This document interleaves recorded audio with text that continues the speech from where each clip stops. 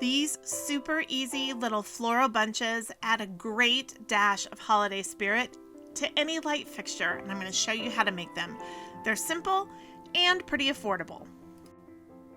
You need some basic materials: fabric scissors and some other scissors, short zip ties, little florist picks or real greens. This could totally be done with real greens.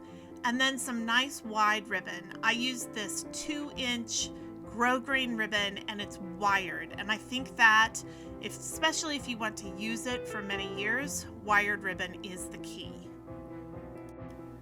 So first you're going to cut the ribbon into 2 lengths. You need 2 pieces per bunch.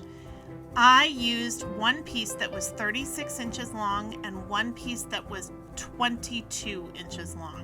Those are kind of random numbers, but that's kind of where I ended up.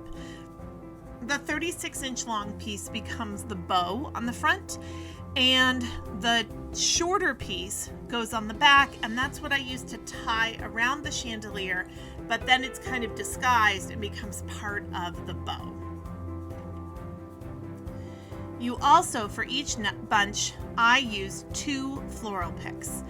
They weren't the same types. I bought these after Christmas on a sale a couple of years ago and just haven't used them. And so I put them together. I put a smaller one on the top and a bigger one on the bottom. That depends on what you end up having.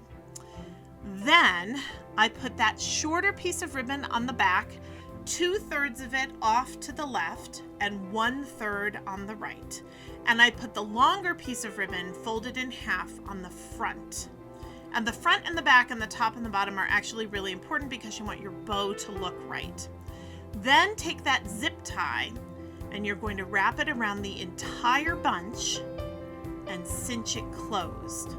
And you want the zip tie to end up on the back, but it honestly, as you're doing it, it doesn't matter where it starts. You'll just twist it to the back once you've got everything together.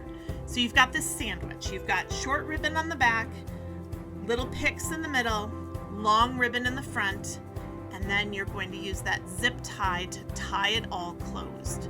And I kind of put it almost at an angle, and that caught everything in the zip tie. Then I pulled it tight. See there, I'm really pulling it as tight as it can be, and then moving the closure to the back, and then just snip off with your non-fabric scissors, snip off that tail. If you ever want to take this apart, then all you're going to have to do is snip through that zip tie again. Now, I'm going to tie a bow on the front, and I just tie a simple bow. You could, of course, make this more elaborate if you wanted to and make big, gorgeous bows, but I was going for something a little more simple. This ribbon is 2-inch grosgrain fabric, like I said before, and it's wired. And I like wired ribbon for this kind of thing because it will hold its shape, and it will hold its shape year after year. I will just put these all together in a bin, put them in storage over the summer, and then when I bring them out next winter, they'll look great again, and I just have to fluff those ribbons up a little bit. So here I'm fluffing the bows. And if you get ribbon that is directional, you're going to have to pay attention to making that work appropriately. Then I'm using my fabric scissors, and if you cut ribbon in this little V shape, you see how I fold it in half and then snip, and it ends up with those tails. That will keep the ribbon from fraying. It's a great sewing secret. If you don't sew, be sure to go get a really sharp pair of scissors and reserve them only for fabric and ribbon, and then you'll always get crisp lines when you are cutting. So here you can watch me do it again, all in fast motion, and you can see the biggest thing is just to make sure that you have the layers in the right order. You're keeping the top and the front in mind as you do it, and cinch tight that zip tie.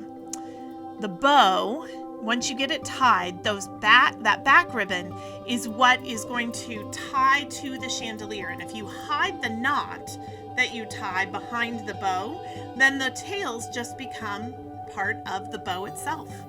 Doesn't that look so cute? I love the chandelier.